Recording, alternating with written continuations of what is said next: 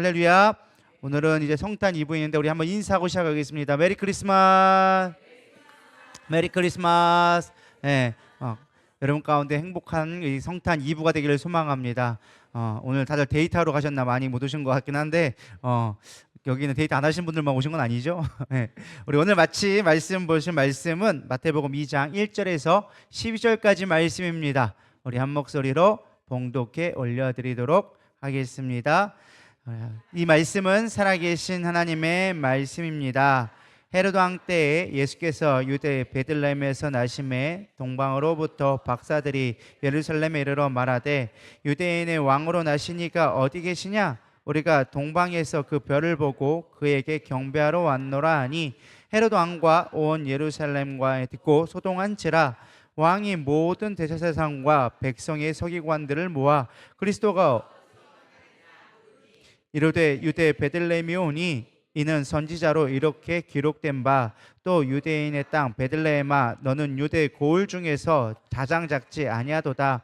내게서 한 다스리는 자가 나와서 내 백성 이스라엘의 목자가 되리라 하였음이니이다.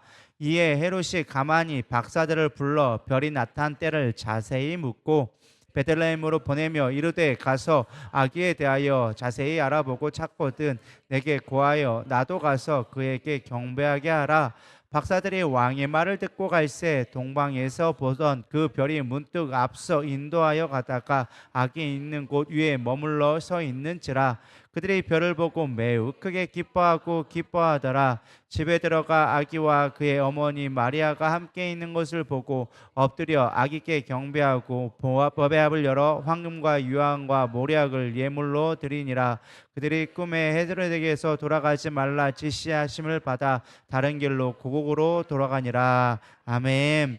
우리가 오늘 말씀의 제목을 제가 뭐라 정했느냐, 내년에는 동방박사처럼 신앙생활 해봅시다. 이렇게 제가 해봤습니다. 자, 동방박사 여러분 잘 아시는 우리가 주일학교 때 많이 들었던 얘기인데요. 사실 이 동방박사 이야기를 저는 좀 다른 관점으로 우리가 어떻게 하면 성탄의 예배를 잘 드리고 내년에는 또 어떻게 주님을 잘 섬길 수 있을까라는 마음으로 한번 묵상을 하면 좋겠다 싶어서 오늘 설교를 준비했습니다. 사실 예수님의 나심을 처음 영접한 자들이 바로 동방박사거든요. 목자하고. 그래서 이들의 신앙을 우리가 좀 살펴보면서 우리가 어떻게 내년을 볼지 한번 살펴보도록 하겠습니다. 저는 두 가지로 살펴봤는데 첫 번째는 동방박사의 태도, 어떤 자세와 두 번째는 동방박사가 드린 예물에 대해서 좀 살펴보려고 합니다. 첫 번째, 동방박사의 태도가 무엇이었느냐? 별을 찾으러 가는 갈망을 우리가 좀 본받아야 되겠다. 저는 동방박사를 묵상하면서 순간 당연한 건데 초등학생 같은 좀 질문을 해봤습니다. 동방박사가 이동한 때는 낮일까요? 밤일까요? 밤이죠. 자, 낮이 이동하기 쉬울까요? 밤이 이동하기 쉬울까요? 낮이 쉽겠죠. 아무리 오면 물론 뭐 거기가 중동 지역이라 뭐 태양볕에 뜨겁다고 하지만 깜깜한 밤에는 보이지도 않습니다. 지금이야 후라시가 있고 뭐가 있다고 하지만 당시 시에는 횃불 하나 뜨는 게 다예요. 그러면 1, 2m밖에 안 보이고 주변에 수없이 많은 이제 야생 동물들이 있기 때문에 사실은 밤에는 잘 돌아다니지 않죠. 그리고 사람은 낮에 활동을 해야지 밤에 활동하면 별로 좋은 건 아닙니다. 어쨌든 낮에 이동하는 것이 상식인데 제가 가만히 묵상하다 보니까 동방박사는 낮에 이동할 수가 없어요. 왜요? 별 보고 가는데 별이 보여야 가지. 뭘 보여야 갈 거 아니겠어요? 근데 깜깜하니까 갈 수가 없겠더라라는 생각을 하게 되어졌습니다. 뭐 되게 당연한 거죠. 되게 당연한 건데 사실 이런 거 여러분 잘 생각 안 하시잖아요. 그죠? 근데 제가 이거 생각하면서 이런 생각을 했어요. 별을 따라 이동했다는 것이 사실은 밤에도 낮에도 이동하고 싶었지만 이동할 수가 없었던 것이다. 이런 생각이 들면서 우리 인생의 별은 사실 우리가 따라가야 될 거는 밝을 때, 잘 나갈 때는 사실 예수님이 별 필요 없어요. 보이지가 않으니까. 근데 깜깜한 어둠의 순간에 주님이 잘 보이게 되리라 믿습니다. 그래서 여러분 인생이 어두울 때, 내 인생이 잘 보이지 않고 특히 요즘같이 어두운 시기일수록 별이 더 선명하게 보인다는 것을 기억하시고 주님을 찾아갈 수 있는 저런 되기를 소망합니다. 또 하나 제가 묵상하게 된 게 그 다음 질문이 이거예요. 별을 봤어. 근데 중요한 게 여러분들이 별 생각 안 하시겠지만 저는 이런 거 생각하거든요. 그러면 별을 본다고 다 예수님의 메시아의 별이라고 볼 수 있을까? 이런 거 생각 안 해보셨죠? 전 이런 것만 고민하고 있는 거예요, 앉아서. 그러면 과연 생각이 드는 거예요. 수많은 별들, 여러분 밤하늘의 별을 보면 그 별이 무슨 별인지 아시나요? 저거는 카시오페아, 저거는 뭐 페가수스, 이런 거 딱 보면 딱 나오나요? 아니죠. 우리가 딱 유일하게 알 수 있는 건 반짝이는 별 저거 북두칠성인가비요 하고 봤지만 사실 아닌 것도 되게 많거든요. 인공위성인 경우도 되게 많아요. 근데 우리 그거 보고도 막 별이라 생각하고 본단 말이죠. 전 이런 생각을 한 거예요. 야, 그들이 메시아의 별인지를 어떻게 알았을까? 어떻게 알았을까? 이런 거 생각하면 딱 답이 나오더라고요. 나 메시아 별이다라고 하늘의 별이 딱 써 있는 것도 아니고 이름표가 있는 것도 아니고 그들이 메시아의 별이란 걸 알 수 있는 이유는 딱 하나였어요. 맨날 별만 봤다라는 거예요. 별만 보니까 이 별은 뭔가 좀 특별한 별이다. 이거는 뭔가 좀 다른 별이다라는 것을 알 수 있었다라는 것이죠. 그리고 그걸 하려면 뭐 해야 될까요? 공부를 많이 했어야겠죠. 그러니까 그들이 사실 직업상 보면 많은 사람들이 학자들이 그들은 점성술사다. 그러다 보니까 천문을 많이 관찰하고 하늘의 별들을 관찰하는 게 그들의 직업이었을 것이다라는 생각이 들어요. 근데 그렇다고 그들이 그것이 메시아의 별인지 어떻게 알겠냐라는 거예요. 이런 생각 해보셨나요? 메시아의 별인 걸 어떻게 알았을까? 뭐 별들이 있을 때 어쩌다가 이상한 별이 있네 할 수는 있겠지만 그게 메시아의 별인 줄 알고 어떻게 따라갔냐라는 거예요. 저는 이 말씀을 생각하면서 이런 생각이 들었습니다. 자, 가만히 좀 성경 말씀을 봤더니 사실 이들은 어디 출신이냐? 동방의 박사라고 나왔지만 메소포타미아의 출신이었습니다. 지금으로 말하면 바벨론이나 페르시아에 있는 지역에 있는 출신의 점성술사였다라는 것이죠. 근데 단순하게 이들이 천문을 관측하고 어떤 점치는 자가 아니라 이것을 봤을 때 메시아의 별이라고 볼 수 있었던 배경이 있었다라는 것이죠. 과거 바벨론 포로 시대에 누가 갔었죠? 유대 포로기 시대에 가장 유명했던 인물 여러분 혹시 아는 사람 있나요? 성경에 기록된 인물 중에 다니엘과 세 친구 그들이 포로기 시대에 끌려갔던 가장 대표적인 인물이었죠. 가장 또 높은 자리까지도 올라가고 근데 다니엘과 세 친구만 간 건 아니라는 거예요. 사실 수많은 사람들 중에 그 세 친구가 갔을 거고 수많은 유대인들이 사실은 바벨론이나 페르시아 지역으로 포로로 끌려갔다라는 거예요. 근데 당시에 끌려갔던 사람들은 무식했던 사람들이 끌려간 게 아니에요. 당시 이스라엘 지역에서 가장 똑똑하고 가장 써먹을 만한 사람들을 데려다가 공부시켜가지고 바벨론의 일꾼으로 쉽게 말하면 그냥 공무원으로 일을 시켜 먹기 시작한 거죠. 그래서 사실은 거기서 잘 돼서 성공한 케이스가 다니엘이 있는 거고 그 외에는 사실은 일반적인 수없이 많은 사람들이 있었다라는 것이죠. 그러니까 이들은 페르시아 바벨론에 있었지만 그들 가운데 누가 온 거 유입된 거예요? 유대인들이 온 거예요. 근데 유대인들 가운데는 어떤 마음이 있었느냐? 지금 고난 중에 있어. 우리가 포로로 잡혀 있어. 그러니까 그들 마음 가운데는 구약에 있는 메시아적 사상을 갖고 있었다는 거예요. 우리를 빨리 구원해 주실 메시아가 올 거야. 왜? 성경 말씀에 우리가 마지막 때 멸망 당할 건데 우리를 구하러 메시아가 오신대. 이 땅을 구원할 만왕의 왕이 오신대. 이 말씀이 성경에 이사야라든지 수없이 많은 성경들이 있었다는 거죠. 그거를 알고 있었던 자들 가운데 끊임없이 유대인들이 구했던 건 우리를 오실 메시아가 올 거야. 메시아가 올 거야. 그러니까 신약 시대 와서도 그들은 항상 구했던 게 뭐예요? 다윗의 자손이요. 우리를 구원할 메시아여. 메시아 도래 세상이 그들 가운데 있었다라는 거예요. 근데 그런 것들을 가지고서 그들이 고위관직까지 올라가니까 그들도 하나의 문화가 되어져서 바벨론이나 페르시아의 가운데 뭐가 사상이 정해진 거예요? 유대 사상이 전해지기 시작한 거예요. 그러니까 이들은 바벨론이나 페르시아의 어떠한 점성술사였지만 이런 유대적인 관점을 갖고서는 신경을 보다 보니까 야, 그 말씀이 맞아. 나중에 정말로 이런 일들이 일어났고 이런 일 가운데 메시아가 오실 거야 라는 것들을 그들은 알았을까요? 몰랐을까요? 알게 되어진 거예요. 그러니까 믿음으로 그거를 받아들이기 시작한 거예요. 그러니까 그들은 날마다 뭐 한 거예요? 야, 메시아 유대의 관점에 보니까 성경에 보니까 메시아가 오신다고 했어. 우리가 한번 찾아보자. 우리가 하늘을 살펴보면서 언제 그분이 오실지 살펴보자 하면서 날마다 뭐 했다라는 거예요? 별을 찾아봤고 그 별을 찾아보니까 이 별은 원래 있던 별이 원래 있던 별인데 저거는 뭔가 특별한 별이다. 그걸 봤더니 때를 살펴봤더니 정확히 우리가 어떻게 판단했는지 모르겠지만 저거는 메시아의 별이다라는 것을 알 수 있었다라는 거예요. 이해가 되시죠? 물론 그 가운데 하나님이 역사하시겠죠. 뭐 많은 학자들이 과학자들이 얘기한 게 헨리의 애성이다 뭐다 하면서 유성이 떨어졌다 이런 얘기 수없이 많은 이야기를 하지만 그 뭔지는 몰라요. 그냥 떠있던 별인지 북두칠성을 보고 한 건지 모르지만 어쨌든 그들이 하늘을 살펴보고 하는 가운데 하나님이 특별한 별을 주셔서 그것이 그들이 원하는 메시아의 별이라는 것을 알게 하셨다라는 거예요. 이게 왜 중요하느냐? 저는 이거 맛을 보면서 생각한 게 그거예요.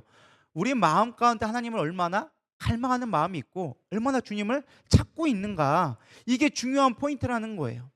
우리가 동방박사와 같은 마음이 있으면 메시아를 볼 수밖에 없다라는 거예요. 근데 우리가 늘 삶 속에 있으면서도 수없이 많은 사람들이 있었거든요. 사실 여기 보면 뒤에 있는 얘기지만은 제가 뒤에 할 얘기지만 사실은 그들이 별을 봤다고 해서 다 메시아 보는 걸 뭐 그들이 봤다지만은 이스라엘 땅에 보면 이스라엘 땅에서 또 별 보는 사람이 있었을까요? 없었을까요?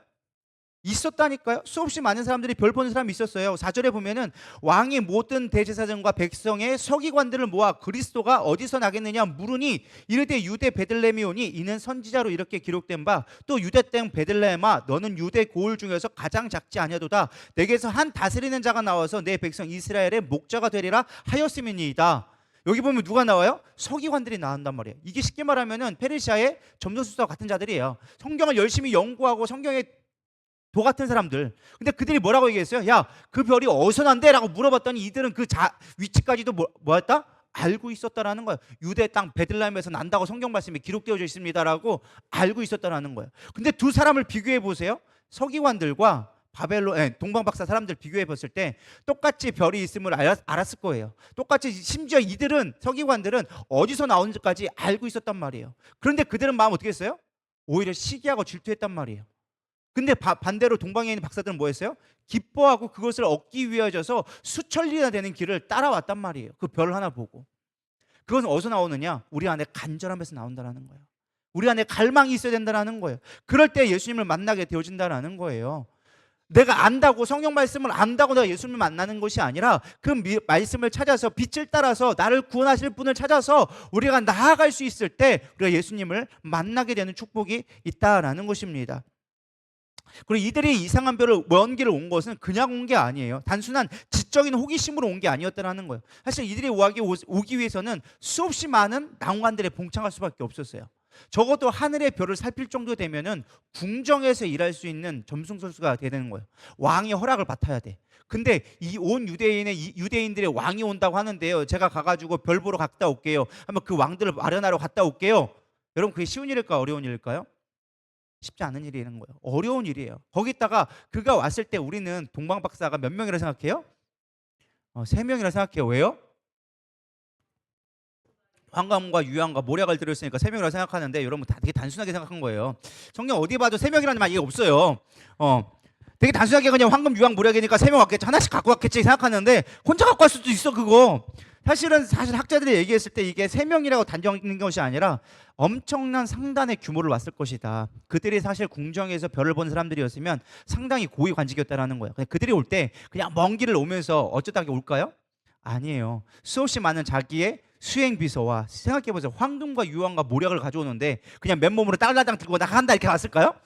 아니라는 거죠. 그걸 호위할 수 있는 군대를 동원했을 거고 그 군대를 먹여 살릴 수 있는 요리사도 왔을 거고 또 자기의 시중을 드는 시중하는 사람들도 있을 거고 최소 80명 이상 왔을 거다. 근데 그걸 어떻게 할 수 있느냐? 3절에 보면 헤롯 왕과 온 예루살렘이 듣고 뭐 했다? 소동한지라. 여러분 3명이 왔는데 온 이스라엘이 소동을 할까요?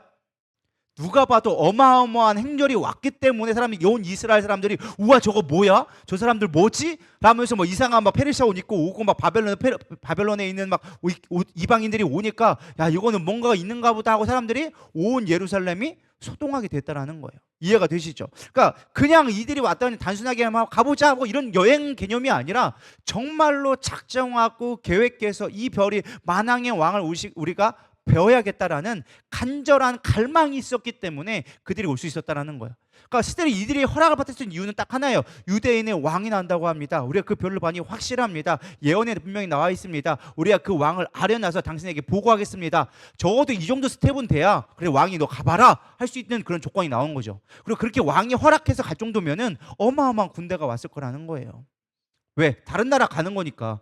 여러분 우리도 요즘에야 뭐 경기 여행이 좋아져가지고 비자 하나 받으면 되지만은 옛날에는 한 좀 고위 관직이 오면은 국빈급의 대우가 오면은 어마어마한 행렬이 오는 거예요. 지금처럼 오고 막 군대가 오고 어마어마한 사람들 온 거죠. 그러니까 이들이 왔을 때는요 그냥 온 게 아니에요.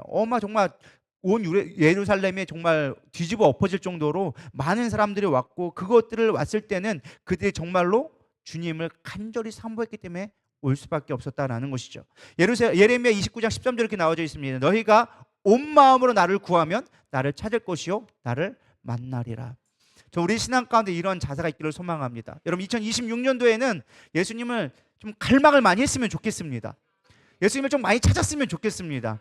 여러분 2025년 살아가면서 이제 얼마 남지 않았는데 일주일 남았는데 여러분 2025년을 살아오면서 주님을 얼마나 찾고 불렀습니까? 솔직한 얘기로 내 일주일의 삶 가운데 얼마나 주님을 여러분 부르고 살았고 얼마나 주님을 갈망하며 살았는가. 사슴이 시냇물을 찾기에 목마른 것 같이 내가 주님을 찾고 갈망해야 되는데 우리 삶 가운데 그런 모습들이 없다라는 거예요. 먹고 살기 바쁘고 생활 살기 바쁘고 내 그냥 하루하루 살아가기에 급급하다 보니까 주님은 주일날 한번 와가지고 나 왔어요 하고 인사하고 가는 순조로 그칠 때가 많다라는 거예요. 그러나 동방박사는 그것을 날마다 기다리며 그 메시아가 오기만을 간절히 바랐기 때문에 기쁜 마음으로 달려왔고 그 기쁜 마음으로 예수님을 봤을 때 그들은 감격하여 기뻐하며 기뻐할 수밖에 없었다고 얘기해 주고 있어요. 성경에 보면 기뻐하며 기뻐했다고 나와 있거든요. 이건 그냥 기뻐한 게 아니에요. 거의 까무라칠 정도로 뒤집어 엄청 기뻐했다라는 거예요. 우리 마음건데 예수님이 임했을 때 그렇게 기뻐하는 마음이 있는가? 할렐루야. 여러분 간절함이 회복되기를 소망합니다. 그런 모습이 있어야 된다는 거예요. 두 번째는 무엇이냐? 별을 앞세우고 따라가는 순종, 믿음이 있어야 된다라는 것입니다. 9절 한번 읽어보도록 하겠습니다. 시작. 저들이 말의 왕을 듣고 갈새 동방에서 보던 그 별이 문득 앞서 인도하여 가다가 악이 있는 곳 위에 머물러 서 있는지라. 자, 먼저 보면 별이 문득 앞서 인도하여 가다가, 저는 이 말씀을 묵상한 가운데 중요한 포인트 잡았어요.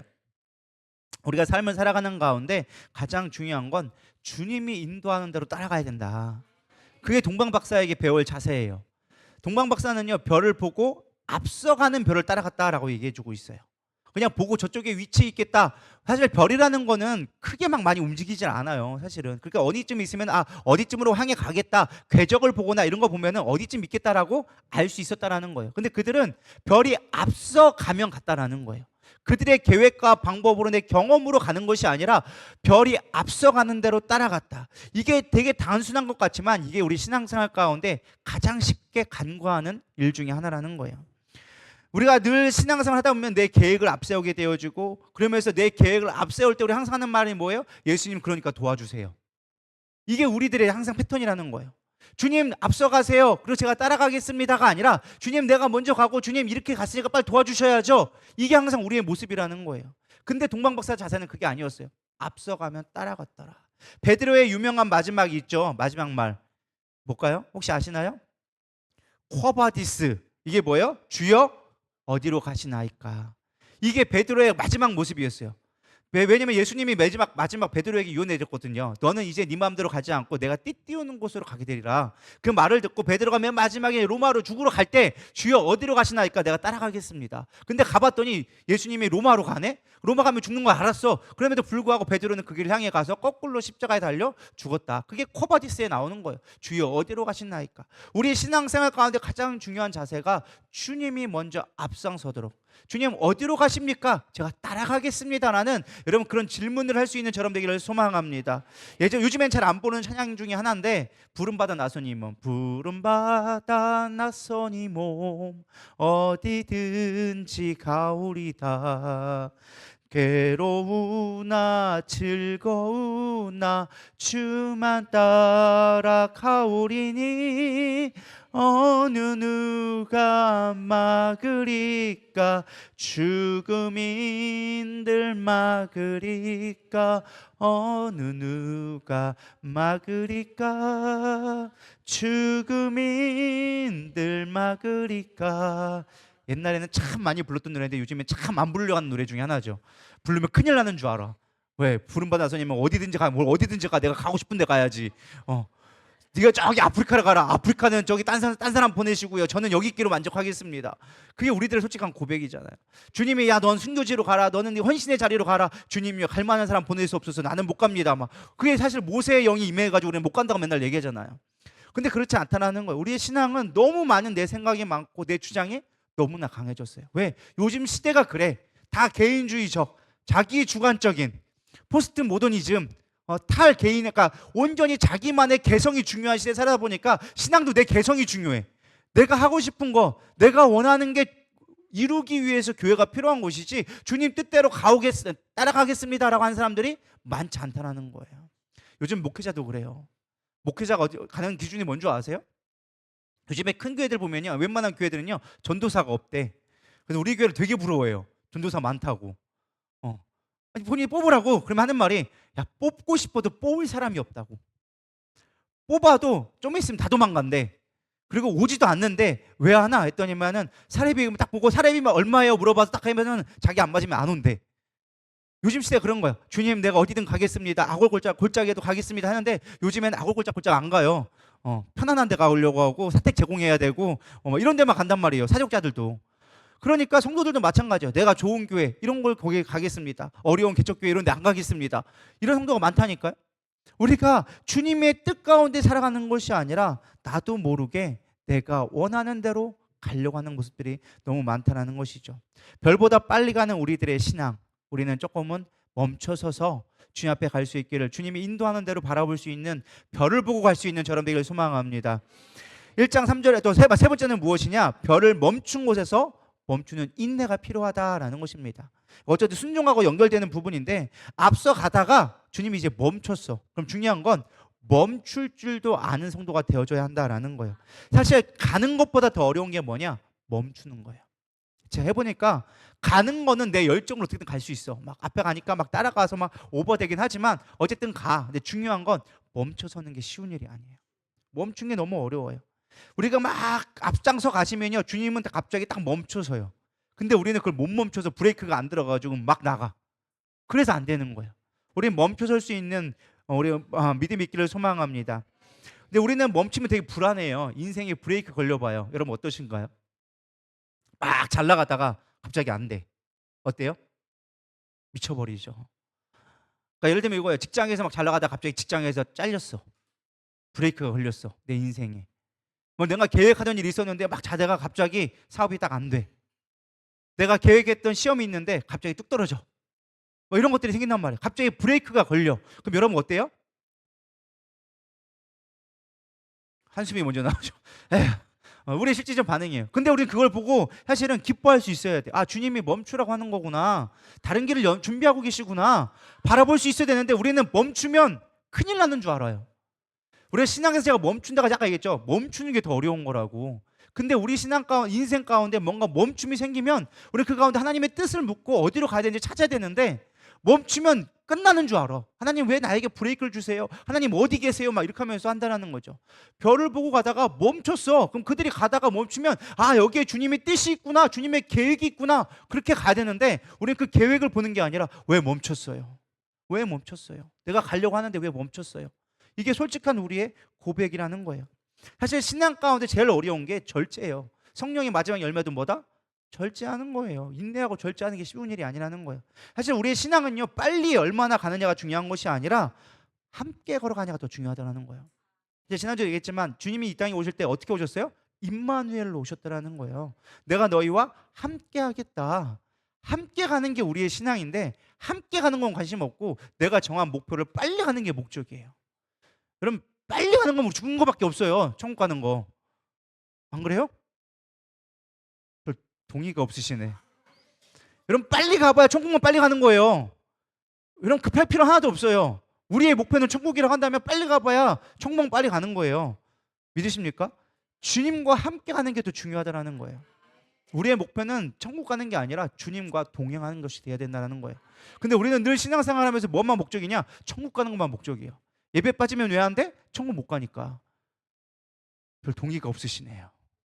우리 교회는 이렇게 동의가 없으시나 모르겠네. 여러분 우리가 신앙이 그럴 때가 많다니까요. 많은 분들이 왜 신앙생활해요? 천국 가야죠. 잘 돼야죠. 그게 우리의 신앙 목표가 아니라니까요. 잘 되는 게 우리의 신앙의 목표가 아니에요.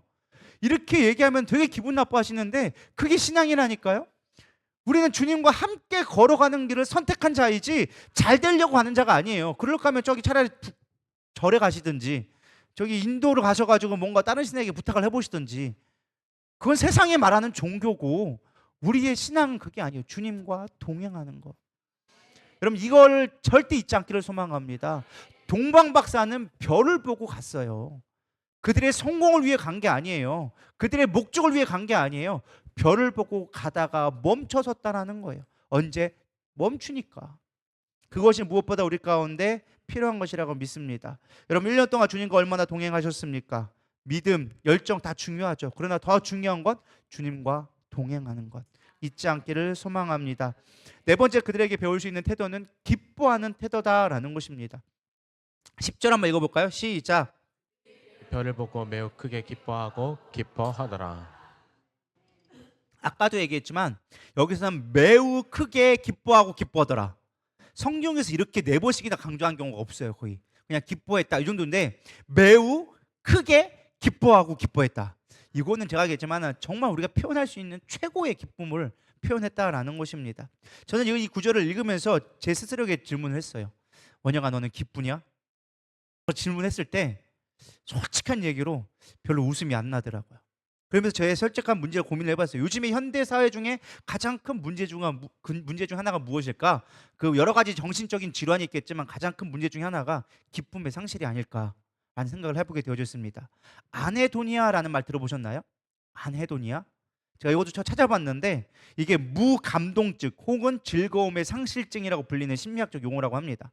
그러니까 요즘에는 도파민에 너무 중독이 많이 돼 있어요. 그래서 도파민이나 막 노래가 나오고 막 도파민에 너무 많이 중독되다 보니까 사실은 도파민이란 것도 우리를 자극시켜주고 기쁘게 만드는 자극 요소거든요. 뭐 아드레날린은 고통을 이제 감소시키는 거고 우리가 흔히 얘기하는 막 즐겁고 막 나오는 거는 도파민이 나와서 나오는 거예요. 근데 오늘날에는 너무나 많은 도파민들의 중독이 되어져 가지고 웬만한 자극은 자극으로 안 느껴지는 거예요.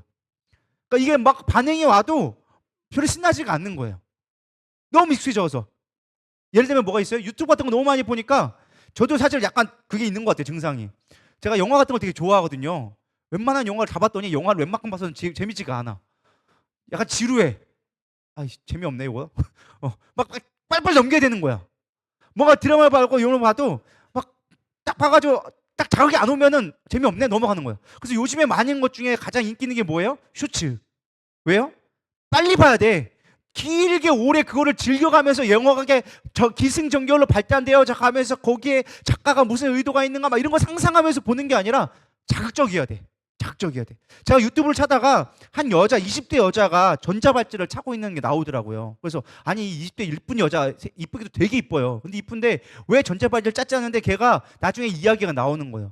20대인데 자기가 유튜버가 되고 싶어서 유튜버를 했대요. 처음에는 자극적인 걸 하다가 조금씩 이렇게 발전 단계를 하다가 처음에는 어느 정도 20대가 이러니까 이제 좀 노출을 있는 거 막 보여주니까 막 조회수가 늘어나잖아요. 특히 여자들 이렇게 가슴 막 패이고 엉덩이 막 다 보이고 이런 거 이렇게 보면은 조회수가 막 올라가거든요. 수많은 남성들이 그걸 보고 침을 흘리면서 좋아하니까 그거에 어느 정도 중독이 된 거예요. 그 숫자에. 그러다가 나중에 안 되니까 자기가 성적인 그런 것들을 실제로 그거를 노출시키게 하는 거예요. 근데 그걸로 해도 안 되니까 이제는 모르는 남자하고 공공장소에서 그것을 하다가 걸린 거예요. 그래가지고 그게 한 번이면 괜찮겠는데 여러 번 반복되니까 아예 그게 우리나라가 아니고 미국이었는데 전자발찌를 채웠어. 범죄자로. 그 이상을 못 벗어나게. 하도 그 이상한 짓거리를 많이 하고 유튜브를 올리고 하니까 못 올리게 전자발찌를 탔다라는 거예요. 그러면서 그 전자발찌에게 어떻게 안 걸리는 법 뭐 이런 거 보면서 유튜브를 또 올리더라고요. 그러니까 이게 뭐 한 거예요? 도파민에 중독이 되어져 가지고 뭐가 즐거운지를 모르는 거예요. 죄가 죄인지도 모르고 그런 죄악된 가운데 살아가는 게 오늘날 너무나 많은 사람들에게 있다라는 거예요. 근데 우리도 그거에 중독되어져 가고 있다라는 거예요. 너무나 쉽게 쇼츠 보면서 재밌는 것만 골라보고 재미없어 2초 3초 내로 끝내버리는 거예요. 요즘 설교도 한 시간짜리는 보지도 않아. 10초짜리로 다 만들어야 돼. 쇼츠로. 설교도 10초짜리 쇼츠로 봐야지 1시간짜리 안 봐. 쇼츠로 딱 보고 끝내야 돼. 왜? 설교 길면 재미없거든. 그래서 이 목사는 별로 인기가 없어. 1시간씩 설교를 하니까.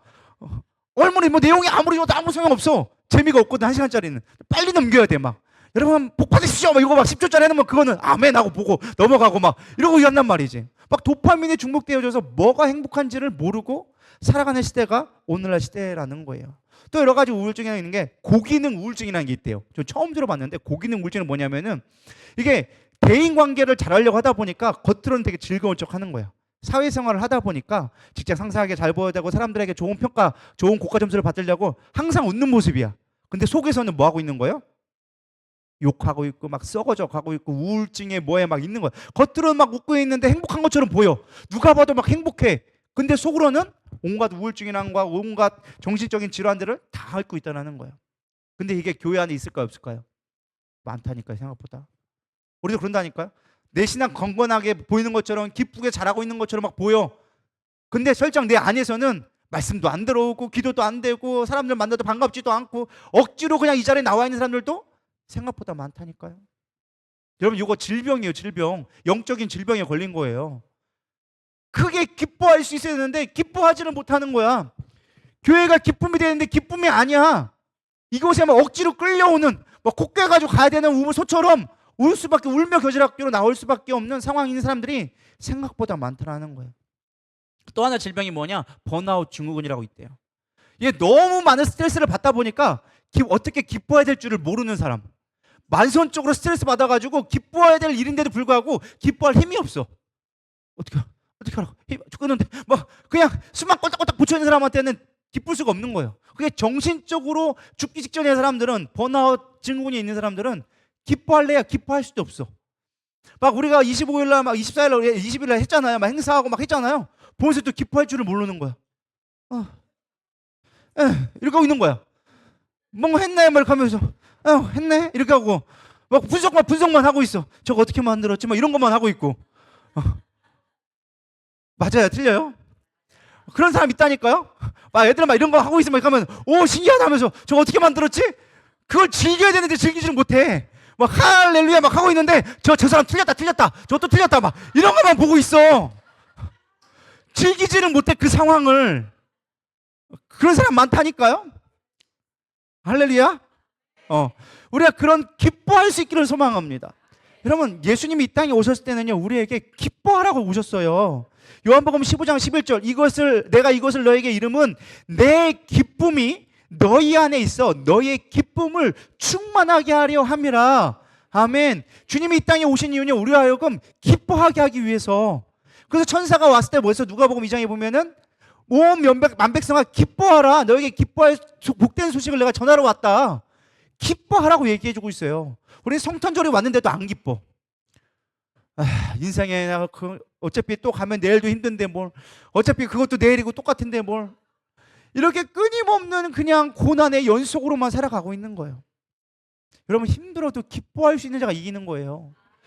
그게 구원받은 자의 모습이라는 거예요.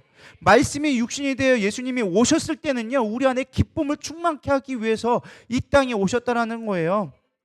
그렇다면 중요한 질문, 예수님을 통한 진정한 기쁨은 어떻게 나올 수 있게 되어지나? 이게 사실 중요한 문제예요. 알아요. 예수님 오면 기뻐되는 거 알아요. 근데 내 마음이 안 기뻐지는데 어떻게 해야 기뻐지나요? 사실 제일 중요한 여러분들에게 포인트, 이 부분은 잘 들으셔야 돼요. 사단은요 우리의 구원을 어찌할 수 있는 존재가 아니에요. 믿으십니까? 사단이, 우리는 가끔 착각하는 게 사단이 우리의 구원을 빼앗는다고 생각하는데 그렇지 않아요. 사단은 구원을 뺏을 수 있는 능력이 없어요. 그러나 뺏을 수 있는 방법이 있는데 그건 뭐냐? 우리의 구원의 기쁨을 빼앗는 거예요. 죄로 인하여져서 구원의 기쁨을 상실하게 만들면 우리 스스로 구원을 포기하게 만드는 거예요. 그게 마귀의 전략이에요. 마귀가 어떻게 해서 우리가 하나님과의 관계를 끊을 수가 없어요. 하나님의 사랑에서 끊을 수 없다라고 바로 분명하게 얘기해주고 있어요. 그러나 마귀가 할 수 있는 건 우리의 기쁨을 빼앗음으로 말미암아, 구원의 기쁨을 빼앗음으로 말미암아 우리를 죄악된 길로, 사망의 길로 이끌어갈 수 있다는 거예요. 그래서 우리가 무엇보다 끊임없이 싸워야 될 것은 구원의 기쁨을 빼앗지 않는 거예요. 빼앗기지 않는 거예요. 시편 51편 12절에 보면은 바울이 밧세바를 취하고 우리아를 죽이고 나서 회개할 때 하는 기도가 나옵니다. 우리 다 같이 읽어보겠습니다. 시작. 구원의 즐거움을 내게 회복시켜 주시고 차원하는 심령을 주사 나를 붙드소서. 이게 되게 중요한 표현이에요. 구원의 즐거움을 회복시켜 주시옵소서. 여러분 죄가 들어오잖아요. 우리 가운데 나타나는 증상 중에 하나가 무엇이냐? 기쁨이 사라져요. 원망되어지고 불평하게 되어지고 화가 나기 시작하고 두려움이 오고, 이게 뭐예요? 우리 안에 구원의 기쁨이 상실되어서 나오는 것들이라는 거예요. 그러나 우리가 구원의 기쁨을 회복하면 사랑이 나오고 거기에 온유가 나오고 양선이 나오고 이런 것들, 성령의 열매들 우리 안에 맺게 되어진다라는 거예요. 그래서 우리는 무엇보다 중요한 게 구원의 기쁨을 빼앗기면 안 된다라는 거예요. 죄로부터 멀어지고, 그래서 우리 안에서 그런 기쁨들이 회복될 수 있도록 몸부림쳐야 돼요. 성경 읽기라든가 봉사라든가 기도 등 모든 행위가 사실은 구원의 기쁨으로 시작되어야지 그것이 일이 되거나 사역이 되면 안 돼요. 여러분 성경 읽기가 숙제인가요? 기쁨인가요? 답은 기쁨이죠. 기도가 여러분들 숙제인가요? 호흡인가요? 네, 그렇게 잘 알겠는데서 왜 안 하시나요? 우리도 모르게 숙제가 될 때가 있다는 거예요. 나 오늘 기도 안 했는데, 오늘 말씀 안 했는데 하나님하고 멀어지면 어떡하지? 여러분, 그건 율법이에요, 율법. 말씀을 봐야죠. 근데 그것이 기쁨으로 봐야지. 할렐루야.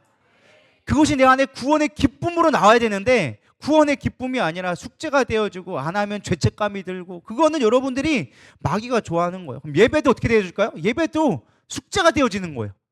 안 나가면 안 될 것 같은 숙제. 동방 박사는 그렇지 않았다니까요. 메시아를 찾았고 갈망하고 그 말과 어려움을 다 포기해서라도 주님을 만났을 때 매우 기뻐하고 기뻐하였다. 여러분, 그런 마음이 여러분 가운데 회복되기를 축복합니다. 올 한 해 가운데 가기 전에, 아니 오늘 이 순간 여러분들 그것들이 회복되어져서 어떠한 삶에 문제가 있다 할지라도 주님이 나를 구원하신 것에 대한 온전한 기쁨으로 회복될 수 있기를 축복합니다.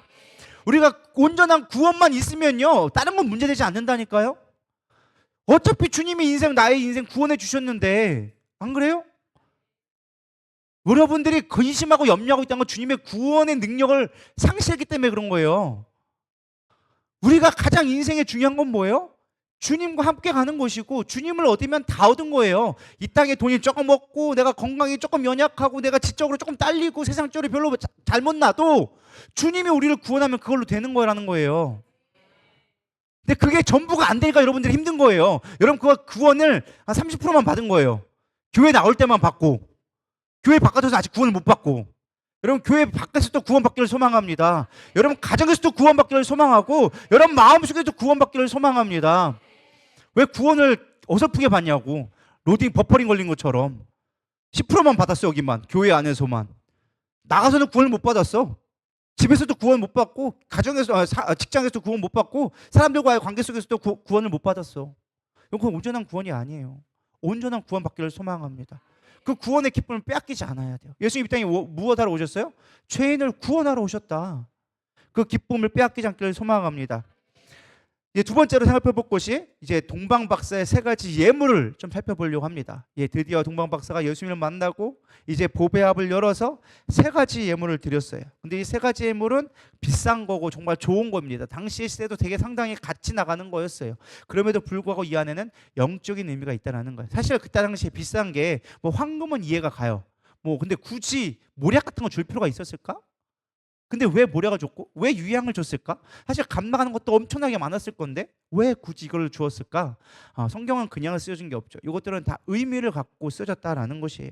첫 번째, 황금은요, 왕권을 상징합니다. 그래서 고대 사회의 황금은 왕을 상징하는 것과 대조됐어요. 요즘에도 사실 금은 부귀의 상징이고 좀 권위 있는 것의 상징으로 우리가 금을 하잖아요. 그래서 우리는 참 금 좋아하잖아요.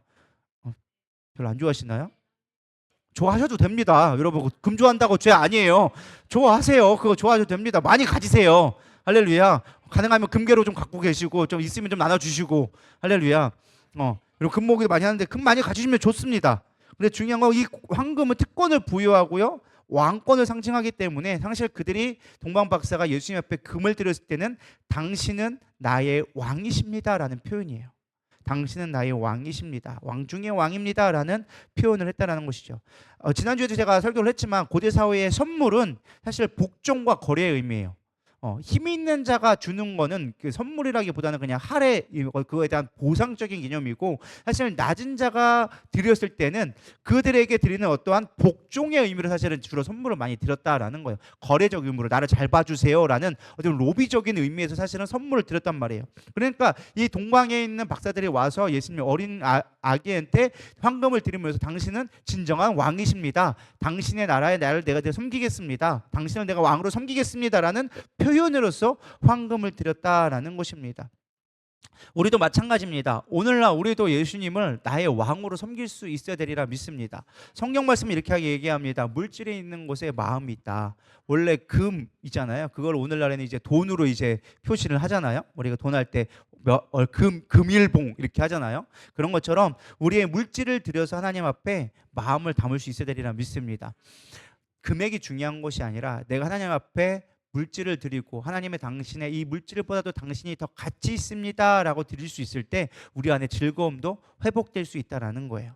근데 이게 어떤 사람이 듣기에는 이거 뭐 돈 내고 뭘 기뻐하냐 하지만은 물질이 있는 곳에 마음이 있어요. 여러분, 우리의 마음을 드린 곳에 즐거움이 있으면 여러분 깨닫기를 소망합니다. 그래서 우리가 들이지 않으면요, 가치를 모르게 되어져요. 그러니까 예를 들어서 영어를 공부한다고 해도 공짜로 배우는 거하고 돈 내고 배우는 거하고 내용은 똑같아도 배우는 학습의 태도가 달라요. 이해가 되시죠? 제가 그냥 굳이 비유를 두자면 그런 건데, 우리가 하나님을 섬길 때 온전한 마음을 들여서 섬길 수 있는, 나의 왕으로 섬길 수 있는 저람 되기를 소망합니다. 두 번째는 예물은요, 뭐였어요? 유향을 드렸습니다. 사실 유향은 구약 시대에 어떤 의미로 쓰였느냐, 약으로 쓰였습니다. 약.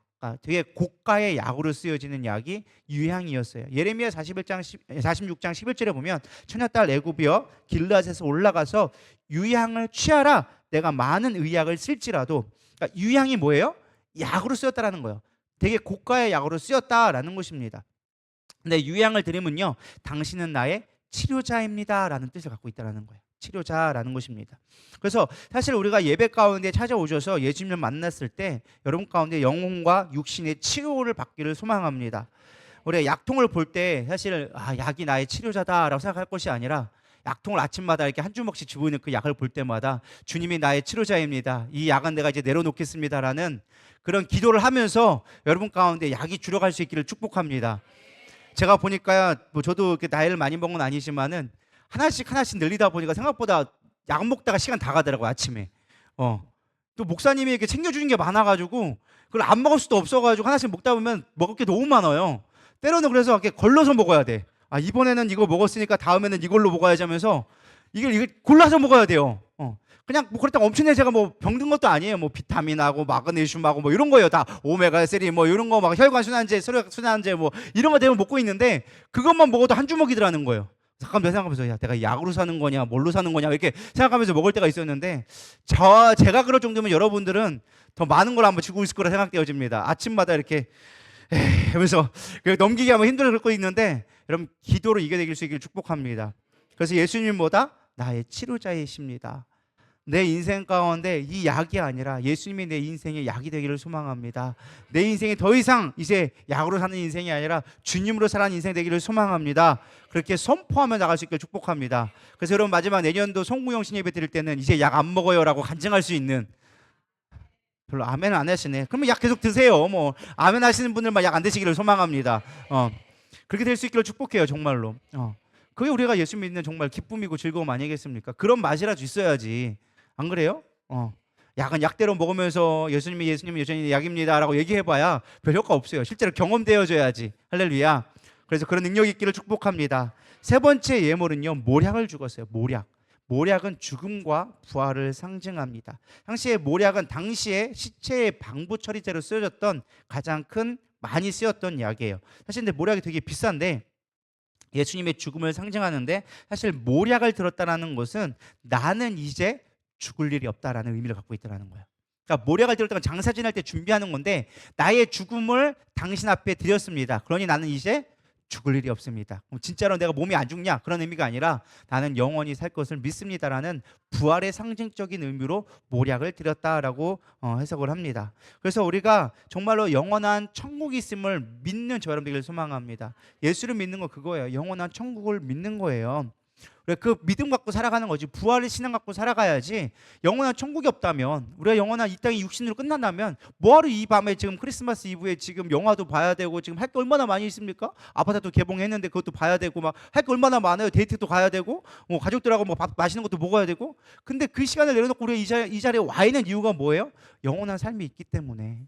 할렐루야. 예수가 우리의 영원한 주인 되시고 신랑 되시기에 우리가 그 부활을 믿고 가야 되리라 믿습니다. 말씀을 정리합니다. 최고의 것을 드린 복된 삶이 되기를 축복합니다. 동방 박사는요, 자신의 것을 다 바쳐서 오직 메시아인 예수님을 만나러 찾아왔습니다. 그리고 다시 오실 메시아를 찾아 헤맸는데 그 빛을 찾아서 순종하고 왔다라는 거예요. 빛 하나 바라보고. 깜깜한 세상에 사실은 그 빛이 진짜인지 아닌지도 알 수 없잖아요. 그러나 그런 날마다 찾고 간절히 바라니까 그 빛이 확신하게 보여줬어요. 우리도 마찬가지인 것 같아요. 삶이 어둡고 힘들지만 그 어두울 때일수록 빛은 명확하게 보여져 있어요. 별은요, 낮에도 있어요. 근데 안 보일 뿐이에요. 항상 주님은 우리 곁에 계세요. 근데 우리가 잘 나갈 때는 안 보였어요. 근데 우리가 깜깜한 밤이 되어지면 빛이 명확하게 보여줘요. 내 인생의 어둠이 보여줄 때 그 빛을 명확하게 바라볼 수 있기를 소망합니다. 근데 본다고 다 아느냐? 그렇지 않아요. 꼭 갈망해야 돼요. 믿어야 그 빛이 보이는 거예요. 믿으십니까? 예수님을 좀 믿음으로 나가기를 소망합니다. 힘들고 어려워도 믿음으로 고백하셔야 돼요. 내가 주님 빛 보고 따라갑니다. 그 빛 따라가렵니다. 고백할 수 있어야 된다는 거예요.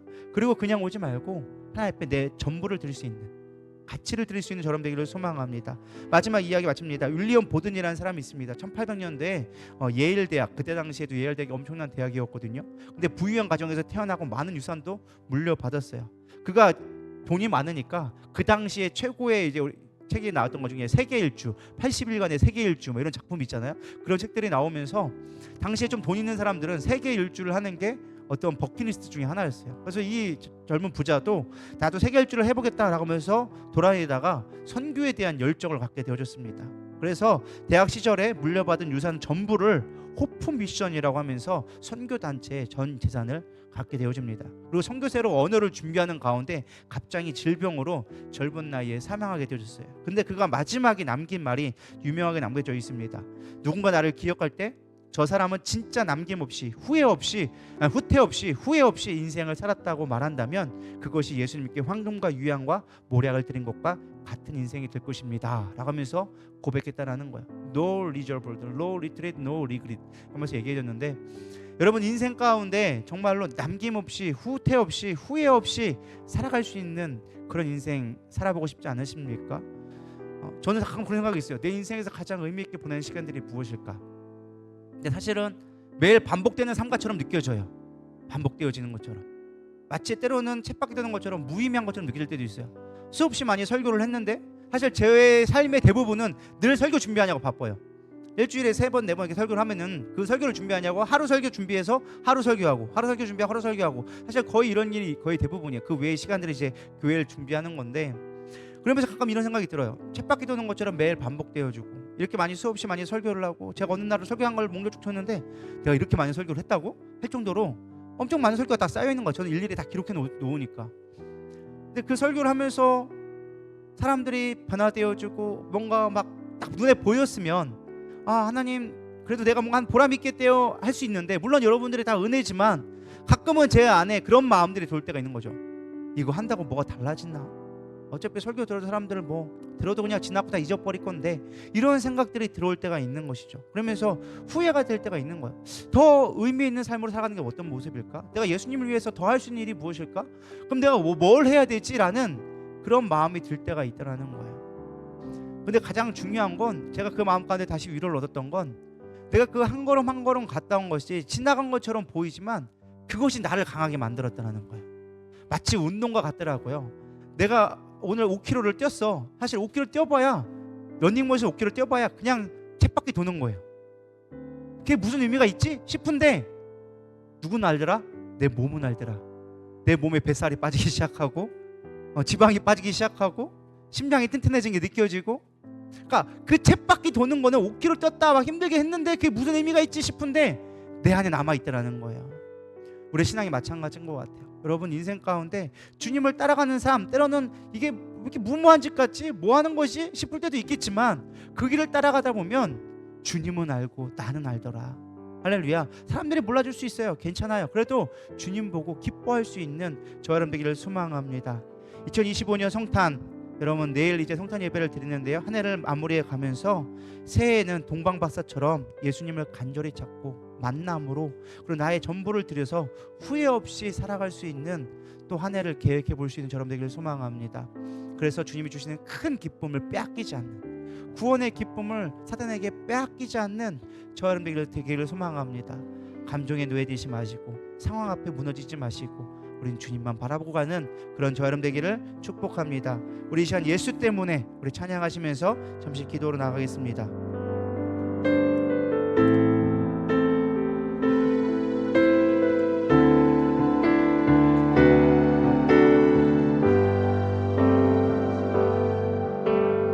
위대한 그 사랑으로 십자가 주님 지셨네. 세상 속에 빛 되었네. 주님의 피로 사셔서 영원한 생명 주셨네.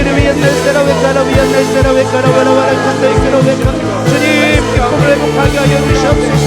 우리 안에 잠든 기쁨을 회복하게 하여 주시옵소서. 한 사람 한 사람 마음을 만져 주시옵소서.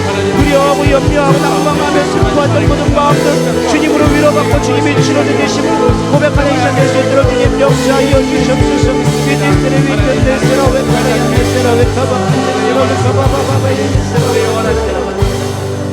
하나님, 이 시간 동방 박사들의 아버지 그들의 모습과 그들의 바친 예물을 통하여 줘서 우리의 신앙을 점검해 보았습니다. 2025년도 우리가 무엇을 보고 달려왔습니까? 오직 주님만 보고 달려가는 2026도 하나가 되게 하여 주시옵시고 흔들리지 않게 하여 주시옵시고 오직 주님으로 인하여져서 나의 인생에 예수님이 구원자 되시고 왕 되시며 나의 인생의 치유자 되시고 나의 인생의 아버지 생명 되신 주님이 될 수 있도록 고백하는 한 해가 될 수 있도록 인도하여 주시옵소서. 우리 흩어졌던 마음들을 주님 위로하여 주시옵시고 소망 주시옵시고 오직 충만한 기쁨으로 충만한 기쁨 우리 안에 넘칠 수 있도록 은혜 허락하여 주시옵소서. 오늘 예배 가운데도 주님이 함께 하심을 믿사오며 우리 가운데 복 주심을 믿사오며 살아계신 예수님의 이름으로 감사하며 기도드려 싸움나이다. 아멘. 우리 주기도 문하심으로 3일밤 예배를 마치도록 하겠습니다. 하늘에 계신 우리 아버지여 이름이 거룩히 여김을 받으시오며 나라의 마옵시며 뜻이 하늘에서 이루어진 것 같이 땅에서도 이루어지이다. 오늘날 우리에게 일용할 양식을 주옵시고 우리가 우리에게 죄진 자를 사하여 준 것 같이 우리 죄를 사하여 주옵시고 우리를 시험에 들게 하지 마옵시며 다만 악에서 구하옵소서. 나라와 권세와 영광이 아버지께 영원히 쌓옵나이다. 아멘.